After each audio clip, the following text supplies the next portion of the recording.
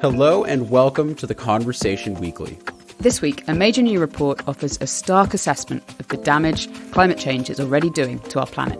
We talked to three of the scientists involved with the report about what the future may hold and how there's a narrowing window of opportunity to adapt to and avoid the worst of climate change. We need all hands on deck. We need adaptation and we need mitigation right here and right now. And later in the show, a section of a rocket is about to crash land onto the moon. I talked to a planetary scientist about what he's hoping to learn from studying the collision and the crater it'll leave behind. We'll be very interested to see how big that crater is, the shape of the crater, and how much melting there is. And we talked to one of the Conversation's politics editors to hear about what academics have been writing about the Russian invasion of Ukraine. I'm Dan Marino in San Francisco. And I'm Gemma Ware in London. You're listening to The Conversation Weekly, the world explained by experts.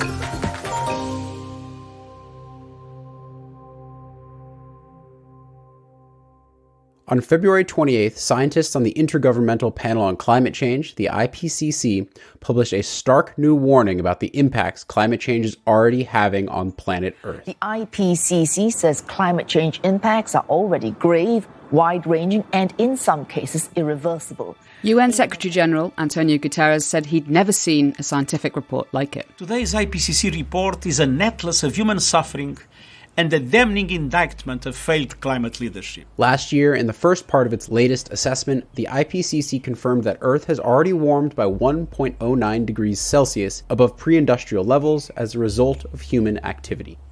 Now in this second part, scientists project a future of droughts, floods, and sea level rise that could lead to mass extinctions and have dramatic impacts on people's health and livelihoods.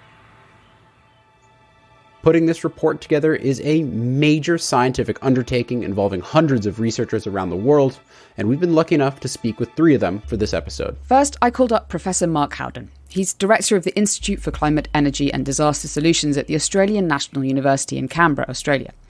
He's a vice chair of the IPCC, and he's been working on climate change for 34 years. Mark's been very involved in the latest IPCC report, including helping to select its authors, reviewing the chapter on Africa, and co-authored the summary for policymakers. So let's just jump straight in. So this is the report from the Working Group 2 of the 6th Assessment Report, which assesses all the new evidence that's been published since the last report in 2014 on the impacts, adaptation and vulnerability of our planet to climate change. Can you tell us broadly what we know now that we didn't 8 years ago when that previous report was published about the impact that climate change is already having on our planet today? Well, in that 8 years, clearly we have a lot more data. So we've got a much bigger evidence base. Also, in those 8 years, we've had a lot more time for climate change to accumulate. So in those 8 years, most of the warmest years on record globally have occurred. We've also seen this massive expansion of extreme climate events with massive fires in Australia and the US and Greece and Chile and Siberia and other places. And so we've had really significant increase in the sort of number of events to study. And this means we've been able to document those extremes much more effectively and understand the climate change drivers behind them. And we've also enhanced the capacity to do what we call event attribution. So that's when a big event occurs, like the Northwest US heat wave, it's assessing how likely this was to happen in the absence of climate change versus with climate change. So we can get a much better handle on what sort of influences we're having on Earth. And what are some of the impacts that it's actually having already on us, on species, on human systems, on people's health? What are you telling policymakers that the scientific evidence is saying? Well, there's about 1,000 pages in this report covering that, and so it's a massive topic in its own right. But in terms of the climate itself, what we're seeing is as the temperature goes up, we're seeing a lot more temperature extremes. So just the nature of the statistics means that small increases in average temperature result in large increases in the frequency of extreme events. And so we're seeing those extreme events rolling out, things like those massive heat waves that we've seen, and mortality events in people due to those heat waves. We've also seen changes in rainfall patterns, changes in rainfall seasonality, and we've seen changes in rainfall intensity. So as the atmosphere gets warmer, it can hold exponentially more water. And so when it rains, it tends to rain in much bigger dumps, so we get increased rainfall intensity. We've seen a drying of the atmosphere in many places, so the relative humidity has dropped, which means that the potential evaporation rate has gone up. And that means that for example, our irrigation is less efficient because the atmospheric demand on that moisture is greater. We've seen an increase in variability of climate. So, for example, our El Nino, La Nina variance has actually increased, not so much in frequency, but in terms of strength. And so, for example, right now here in Australia, we've got massive floods occurring in eastern Australia, which often occur in La Nina years, but this is pretty much a record event, and that's likely to be enhanced because of the temperature increases from climate change. And in some places, we've seen increased drought. So for example, central Chile is essentially now in a permanent drought state, and so moved from a relatively wet-ish climate to a very dry climate. So those are just some of the things that we're observing in the climate system. And then, of course, that translates to all sorts of other things, whether it's breakdown of the Greenland ice sheet because of melting and now rainfall on the ice sheet, whether it's agriculture being pushed backwards because of climate change, so not being able to increase our yields as quickly as we otherwise would. In some places, rivers drying out. In some places, floods becoming much more frequent. And so we see pretty much a direct translation from those climate changes into impacts of all sorts across the globe. Okay, and it's also having an impact on species and their ability to live in the places that they used to. Oh, indeed. And so we're already seeing, various species going extinct because of climate change. Here in Australia, a little rodent-type creature which used to live in the Torres Strait, that's the water between Australia and Papua New Guinea. And there's some very low-lying islands there, and those islands have gone underwater. And so that little animal, which only existed on that one island, has gone extinct. And so it's the first definitively recorded mammalian extinction due to climate change. Mm. Okay. The report works on different timescales, so it's got short, medium and long-term views of what's going to happen. One thing that I picked out was that you and your co-authors set out that children aged 10 or younger in the year 2020 are projected to experience a nearly fourfold increase in extreme events under the 1.5 degrees of global warming scenario. And now we should mention that that's what was agreed in the Paris Agreement in 2015 as kind of the target to keep global warming at 1.5 degrees. But that could increase to a fivefold increase under 3 degrees of warming. Can you talk us through what that means for the future for our descendants, and what are the scientific predictions could we see by the end of this century, even under a 1.5 degree scenario? Yeah, well, you're right. So that's the best case scenario. So we're very likely, I think, now to exceed 1.5 degrees, even if temporarily. And the worst case scenario, of course, is much, much worse than that. So many of our existing systems are designed to cope with the occasional extreme event. And those extreme events are essentially defined by our historical record. So we have what we call 1 in 100-year floods, for example. So that's a flood level which you'd only expect to experience once every 100 years on average. And so many of our systems are actually designed to deal with that sort of extreme. But they're not designed to deal with extremes which come a lot more frequently and a lot more severely. And that's the challenge here. And so the example you point out that a kid born today will actually potentially have 3 times as many extreme events in their lifetime as for example, I would. And so the lived experience of people will be much more disrupted. It will be much poorer because extreme events cost a lot of money to recover from. And I think it'll be a world where danger is more present than it is currently because of this factor. So I think it's quite a profound change when we sort of see a factor of 3 or 4 or 5 increase in extreme event occurrences within a lifetime. So, of course, that's only part of the picture. Not only will extreme events increase, but also things like sea level rise. So even if we put a cap on greenhouse gas emissions, where our sea level is likely to go up at 1.5 degrees by at least half a metre by the end of the century. And it will keep on going for centuries after that as well. And it could actually be more than that, because those estimates don't include some of the things like rapid ice sheet breakdown and ice cliff instability. And a half a metre will impact seriously on many, many people across the globe, whether you're in a low-lying small island, whether you're in a low-lying coastal area in Indonesia or Thailand or China or Bangladesh.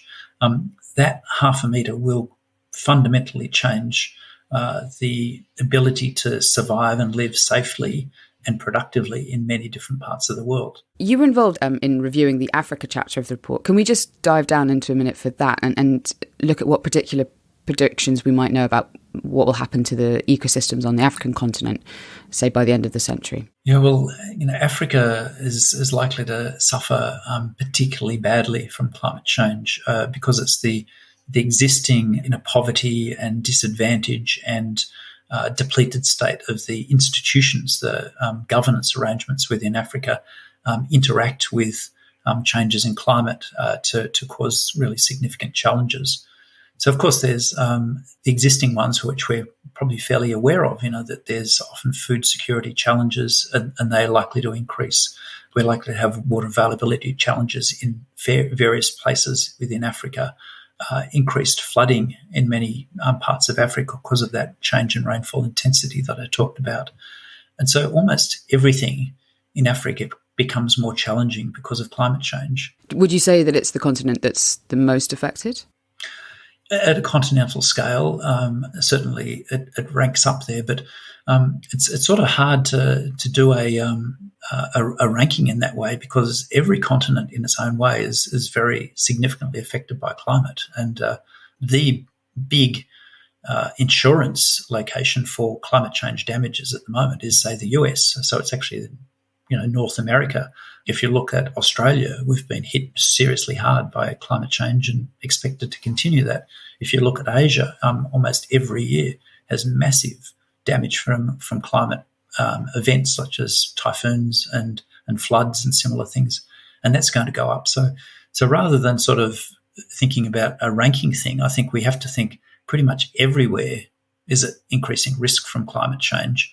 It's just that some people start from a different baseline and some places start from a different capability level to deal with it. So one of the other things that the report is talking about is whether what we're seeing already is irreversible or not. And you and your co-authors say that some of the rise in weather and climate extremes has actually created irreversible impacts.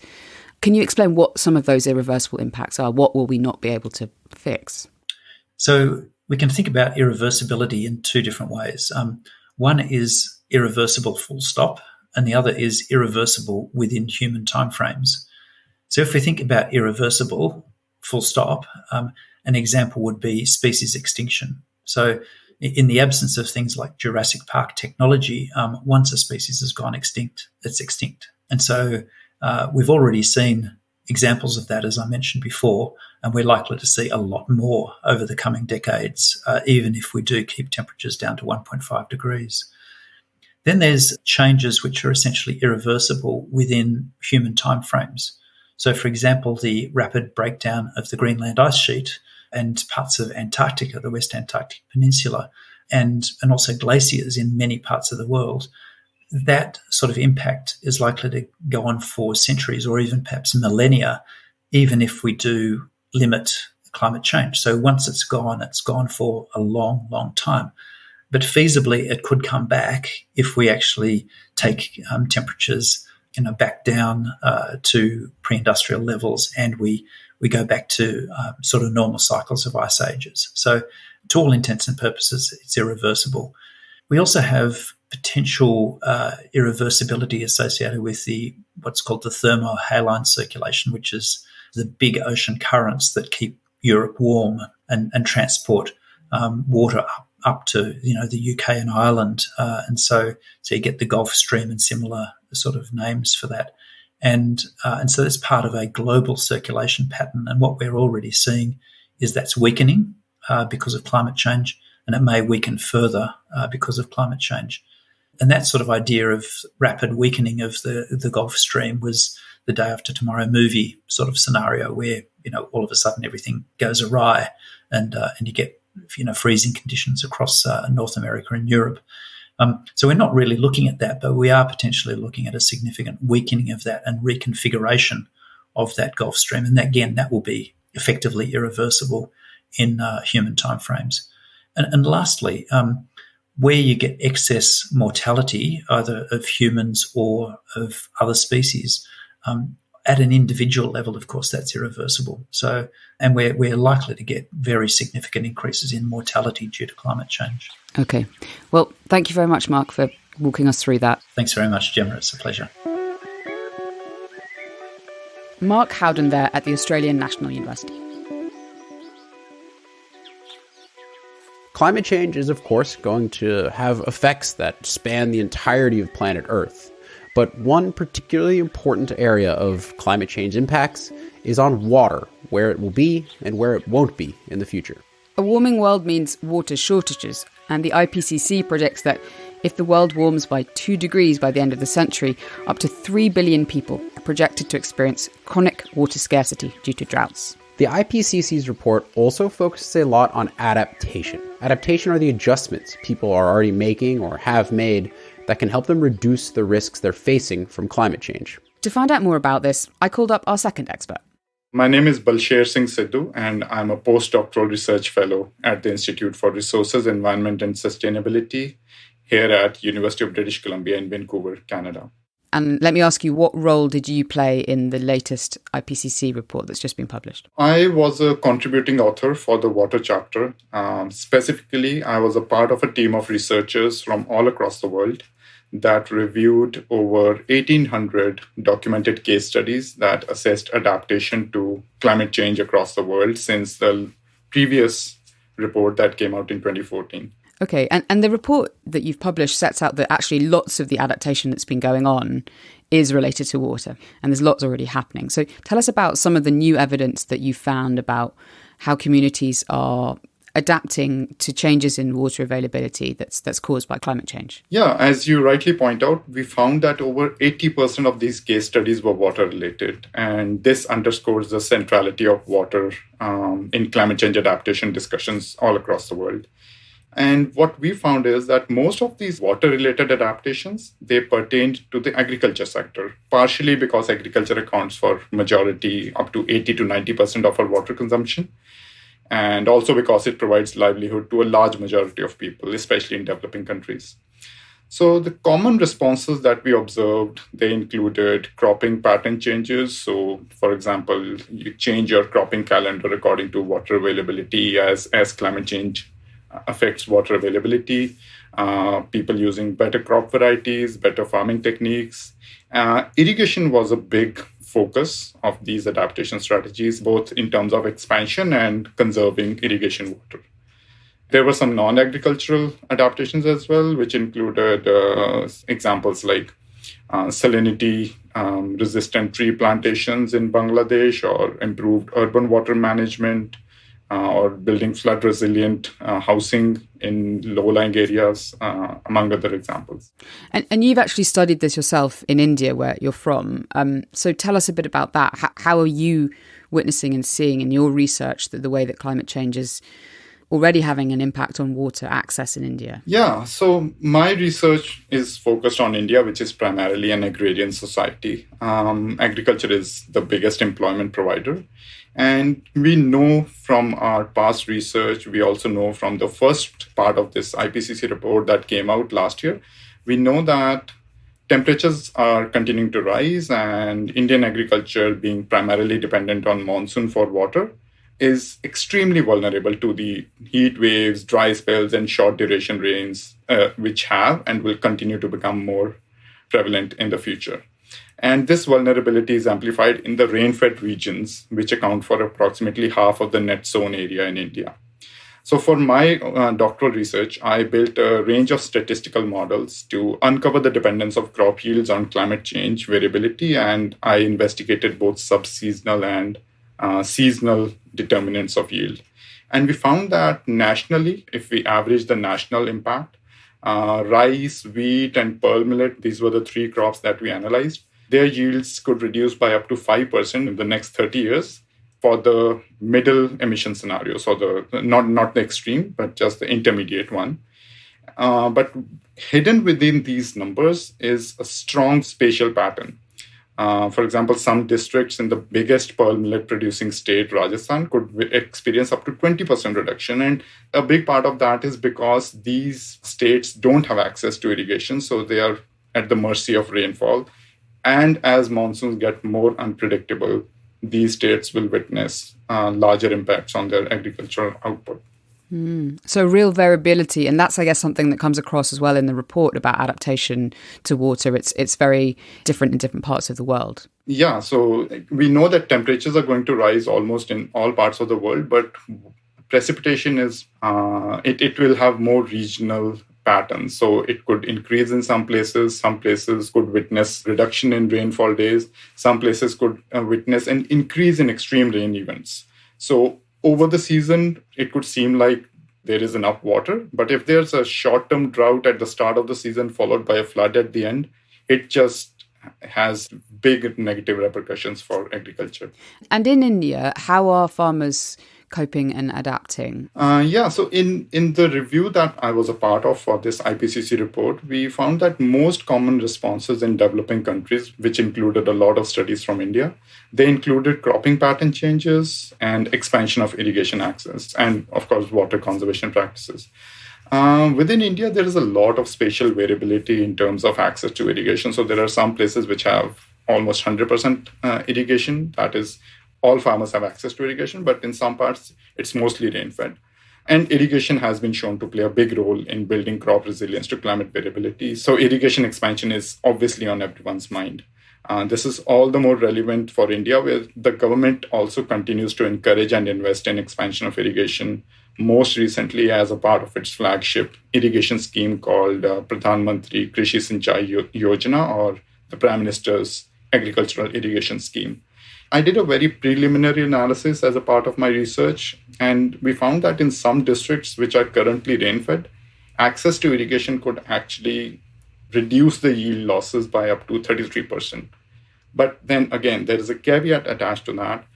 Water is already scarce, and expansion to irrigation is contingent on availability of that water. So we know that in northwestern part of India, which is highly irrigated, we grow rice in the summers and we irrigate it using groundwater. And that part of the country has become a global hotspot of groundwater depletion. So we can't continue to depend on irrigation and hope to adapt to the climate change that is happening and will continue to happen into the future. In your big overarching review, were they predominantly strategies that were employed to deal with water scarcity, or were there also strategies being employed to deal with kind of flooding and excess water? Yeah, a large part of these studies did pertain to water scarcity because that is a major issue in agriculture. And it also stems from the fact that a large portion of adaptation strategies are reactive, in the sense that there's a drought in certain part of the country in a certain year, and then the local farmers and communities, they come up with strategies to deal with that. So instead of being forward-looking, they are more reactive in terms of what is happening right there and right then. So these strategies, we would want them to be more transformative rather than just incremental. The current strategies have shorter-term benefits, and we want them to lead to more transformative outcomes, like farmers in a certain very sensitive part of the world shifting to livelihoods which are less sensitive to climate change. And you must have read through a whole load of different studies from all over the world. Were there any adaptation strategies that struck you as particularly innovative, or things that you hadn't heard before, or things that you thought, oh, wow, this is really, I'm really impressed by this? Yeah, there were many such strategies. Like, I was very interested and intrigued by a case study from Sri Lanka. Some farmers there, they successfully adapted to a drought in 2014 by practicing Betma. It's a traditional drought management technique wherein the community, people whose land had more access to water, they shared their land with farmers who did not have access to water, so they could each have more equitable access to this limited water resource during that drought. So we saw that combining local, traditional, and indigenous knowledge with a technical understanding of climate change can lead to the development and implementation of more acceptable as well as successful climate change adaptation strategies. So these strategies are more palatable to the local communities. You've been looking at the effectiveness of these strategies. So did you find that on the most part, the strategies that people are employing to adapt, are they working? So we did a review. Like I said, we reviewed 1,800 articles. Most of them pertain to agriculture. But when we started looking at effectiveness, or if those studies had analyzed the effectiveness of the strategies, we found that very few of them did that. Less than 400 of studies had any discussion of effectiveness. So we need a lot more studies into effectiveness, because unless we do that, then we are just throwing darts in the dark. We are trying different strategies without even knowing if they work. The chapter that you've contributed to basically says that it's unclear whether these adaptation strategies can be effective if the planet warms beyond 2 degrees centigrade after the end of this century. So it feels like, in a way, is it fair to say it's kind of like a sticking plaster, these approaches, and actually they're not going to be enough if not enough is done to reduce emissions? Yeah, for sure. Like you said, beyond a certain point, there's a point of diminishing returns for all these strategies. So we need all hands on deck. We need adaptation and we need mitigation right here and right now. And of course, this will require a lot more investment in education and capacity building than what we currently have. And that is the hope. Yeah. Thank you very much, Balshir, for sharing your insights with us. Thank you, Gemma. Balsher Singh Sidhu there at the University of British Columbia in Canada. The adaptations Balshir has been talking about are largely smaller in scale, but in the IPCC report, scientists have made clear that minor or incremental changes just won't be enough to stop the worst-case scenarios. So what's the bigger picture here? What kind of change is really needed? And this is where our final expert comes in.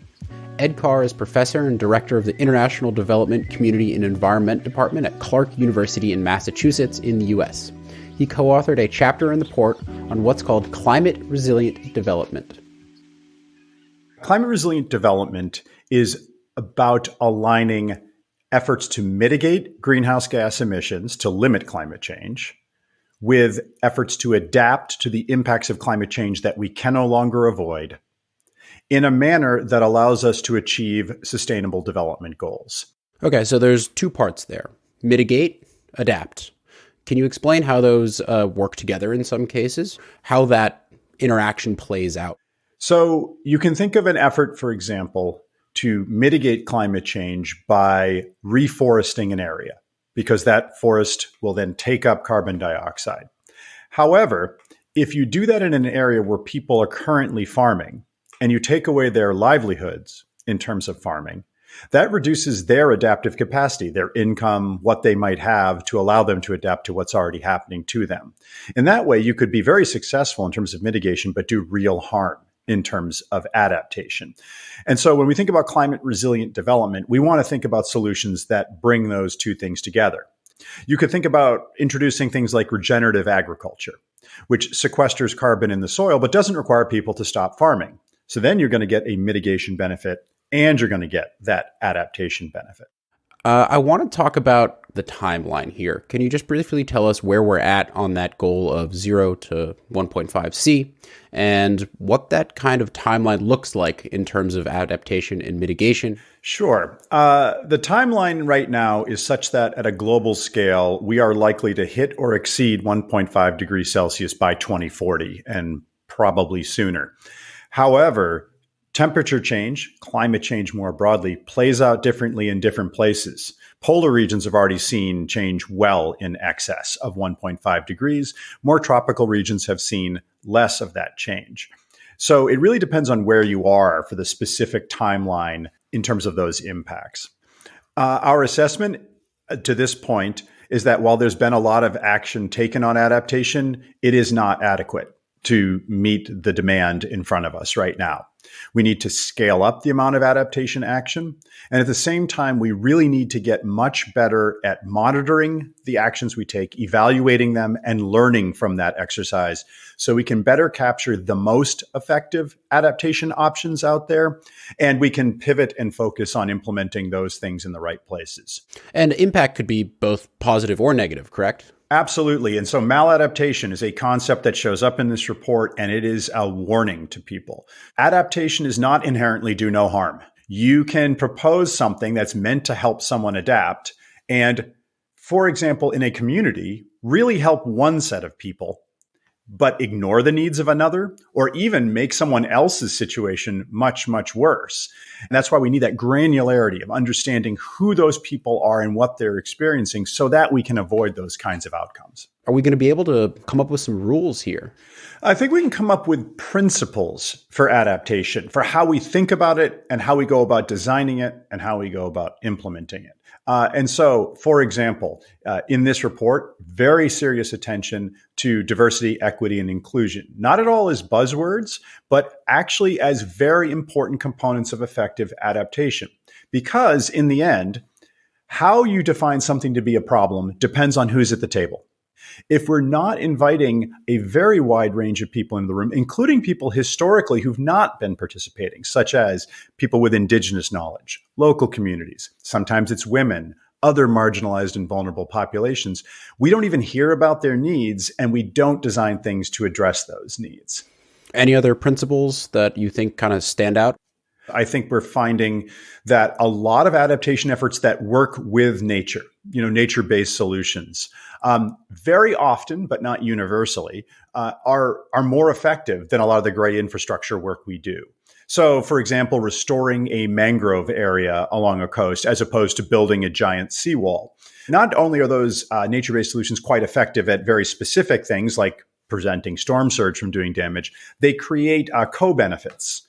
Like they become a habitat for a species, which then somebody living in that area could go fishing for, and thus you're augmenting livelihoods as well. I would not suggest that it's always going to be nature-based solutions. Sometimes you need a seawall. All these natural solutions, but the excitement towards those has not been there historically. So how is that transition going? It's just a process of shifting a mindset here. I mean, in the West, in the wealthiest countries, we've long been trained to, and we long have relied upon believing in technology as a solution and engineering our way out of things.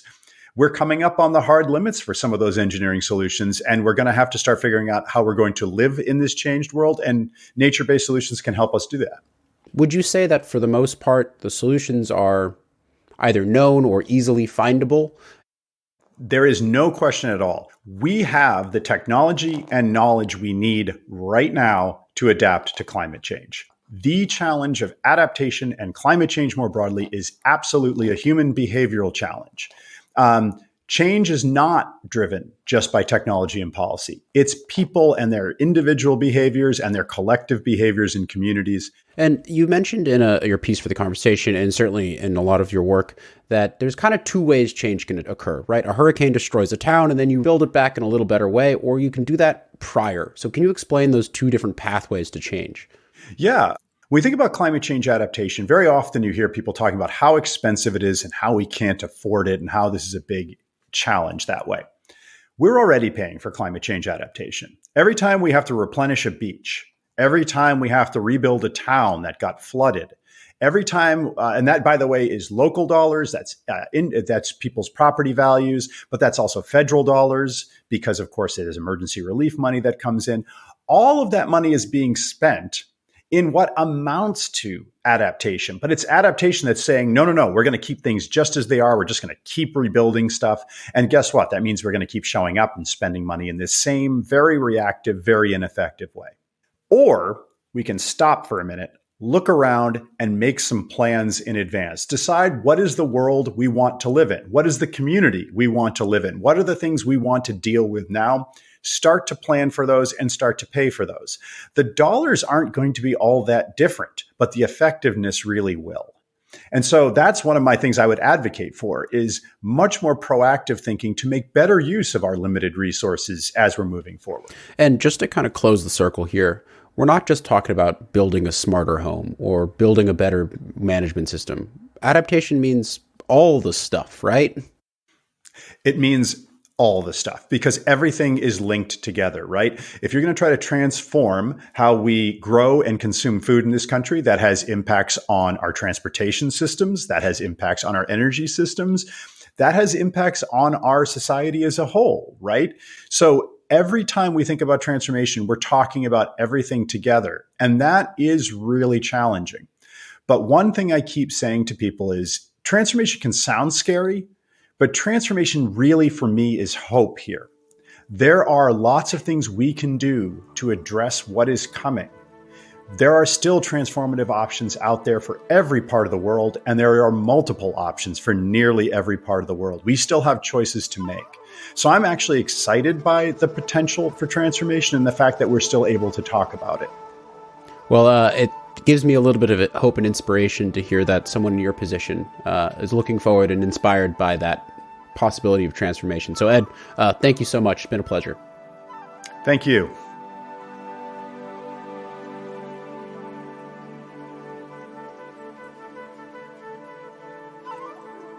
Ed Carr there at Clark University. Mark Howden, Balsher Singh Sidhu and Ed Carr have all written for The Conversation about the latest IPCC report. And we've also been publishing a series of other articles analysing different aspects of this hugely significant report. We'll put a link to where you can find them in the show notes.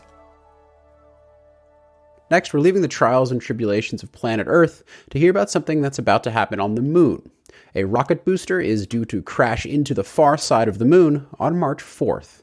That sounds bad, Dan. Should we be worried about this? Nah, there's nothing to be worried about. The moon is constantly getting battered by all sorts of stuff. That's what all those craters are from. So a measly little rocket won't cause any problems. But it's actually a really unique opportunity for scientists who study rocky worlds and moons. One of those scientists we'll be watching closely is Paul Hayne, assistant professor of astrophysical and planetary sciences at the University of Colorado in Boulder in the US. The first thing I wanted to know when I called Paul up was, what exactly is this wayward rocket? So that's a great question that a lot of us would like to know the answer to. So there's two different ideas about what this rocket might be. The first is that it's the SpaceX upper stage for a launch that put the Discover mission into orbit in 2015. And SpaceX has denied this. And instead, the competing theory is that the rocket is actually the upper stage booster for a Chinese mission called Chang'e 5. And that one launched toward the moon.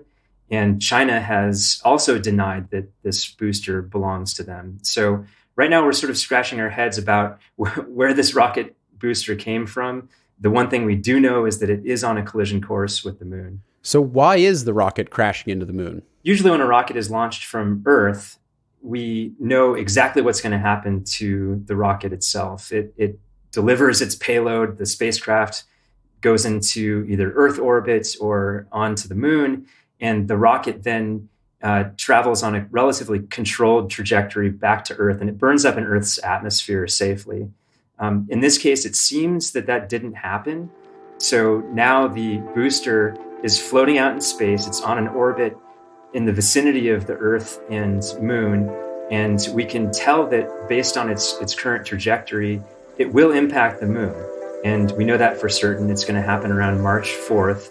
And you can trace that orbit backwards in time to sort of figure out where this rocket came from. But then it becomes uncertain at some point. You run into these problems of trying to determine the orbit under these kind of chaotic perturbations from the moon and Earth. And so it's not possible to know exactly where this thing came from. But it's almost certainly a rocket that was launched from Earth and probably in the last few years.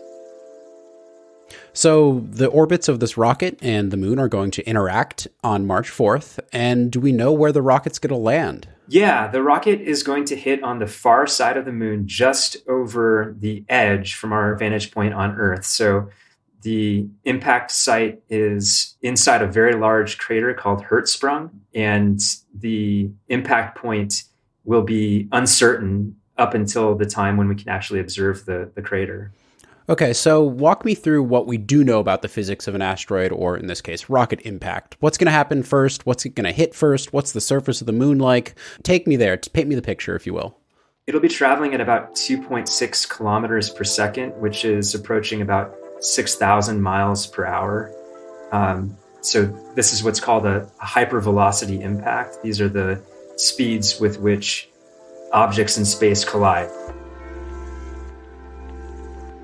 So if you could stand on the surface, you would see this rocket hitting the surface of the moon, which is made up of this loose kind of granular layer we call the regolith. And this is the product of billions of years of impacts breaking apart the rocks on the moon and forming this blanket of material that if you picked it up in your hand would be sort of like sand grain sized particles or even finer. The very upper surface is more like a baking flour material.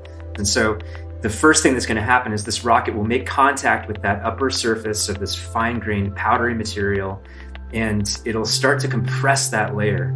Now, as it compresses that layer, the rocket itself will also be compressed. So you can imagine at these speeds, the shock of that impact will travel up the length of the rocket incredibly fast. In fact, it's going to be going faster than the speed of sound, and that's what creates a shock wave inside the rocket. So the shock wave travels through the rocket, it compresses the regolith and sends a shock wave downward into the lunar surface at the same time that it's breaking apart the rocket. Now, as the regolith layer is compressed, it's also being heated to unimaginably high heats, thousands of degrees, which are high enough to actually vaporize the rock and the regolith. And so if you could stand there and watch it, you would see a flash. It would be a bright flash that would be the ignition of the vaporization of those rock fragments as the rocket sends that shockwave downward.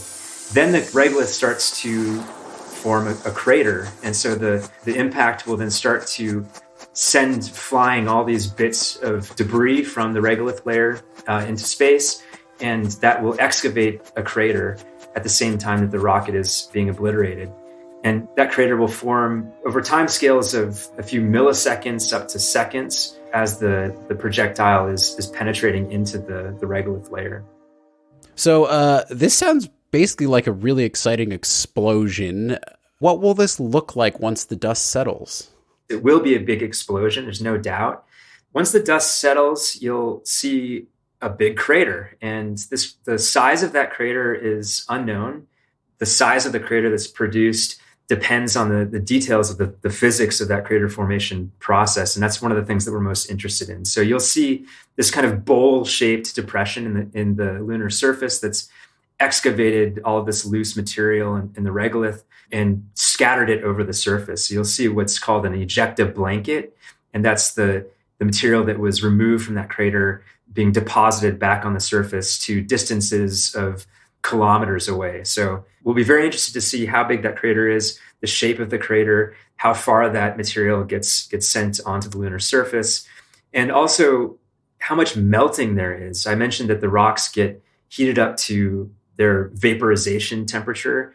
Most of the craters on the moon are observed to have some melted rock in their bottoms, and that amount of melted rock also tells us about the physics of the impact process. How are we going to try and find this? Are we going to be able to watch it in real time? It looks like no one will actually see this event in real time. The NASA Lunar Reconnaissance Orbiter will gradually move towards the impact site in its orbit around the moon, and we will observe that crater after the fact, but that won't happen for a few weeks after the impact. And so the first view of this crater will be, well after the dust has settled, so to speak. And there's still a slight chance that we might be able to detect the glowing hot crater smoldering with heat left over from that impact. That's something that I'm holding out hope for.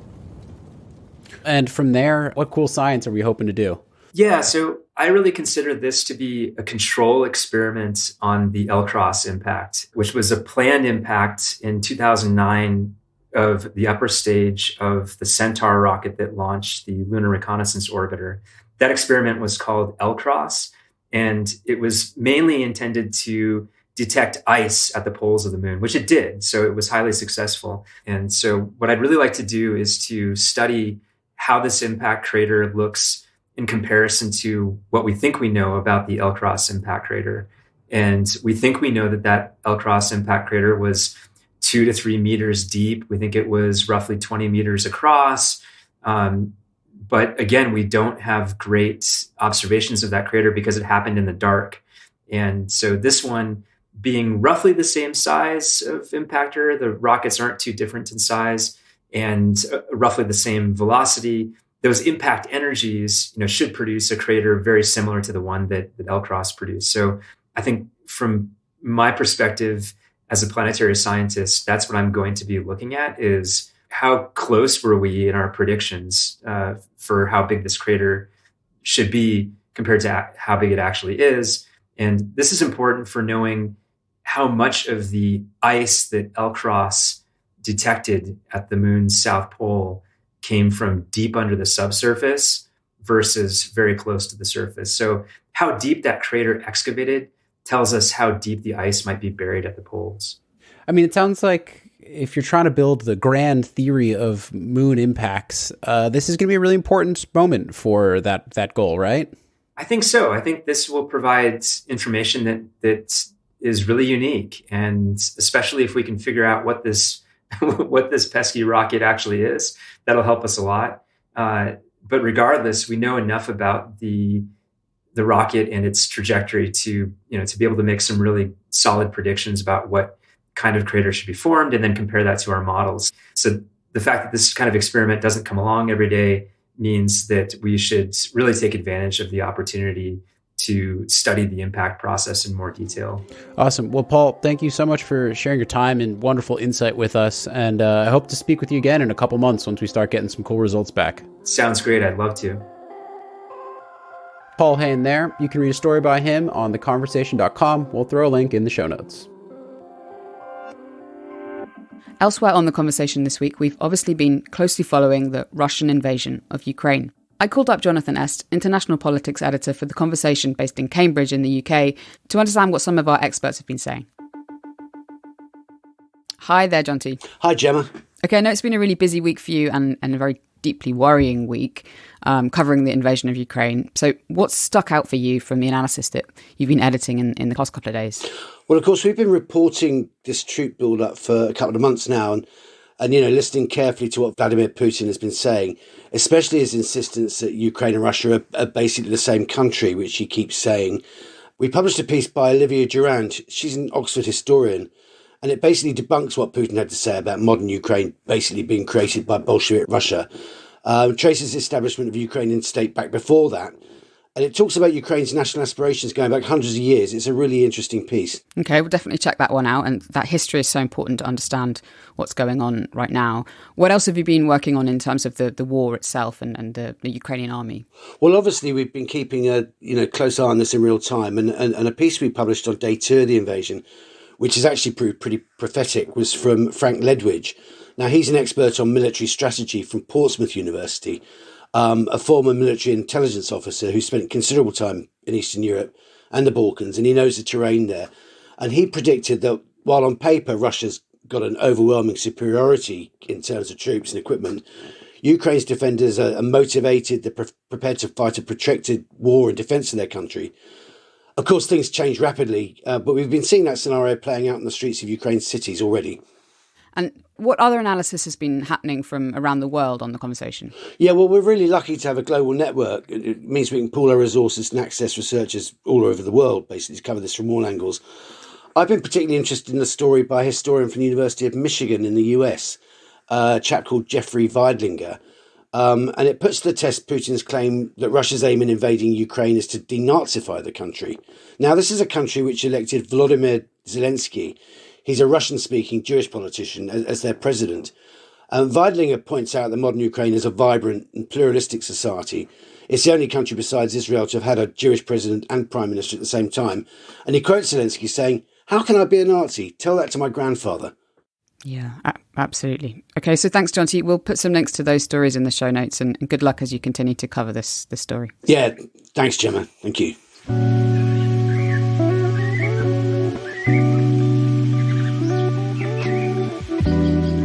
That's it for this week. Thank you to all the academics who've spoken to us for this episode. Thanks to the Conversation editors, Stacey Morford, Will de Freitas, Anthea Batsakis, Hannah Hogue and Jack Marley. And thanks to Alice Mason for our social media promotion and Katie Francis for help with our transcripts. You can find us on Twitter at TC_audio, Instagram at theconversation.com, or email us, podcast@theconversation.com. Don't forget to sign up for our free daily email either. There's a link in the show notes. And if you enjoy The Conversation Weekly, please leave a rating or review wherever you can. The Conversation Weekly is co-produced by Mend Marawani and me, Gemma Ware, with sound design by Eloise Stevens. Our theme music is by Nita Saar. I'm Dan Marino. Thank you for listening.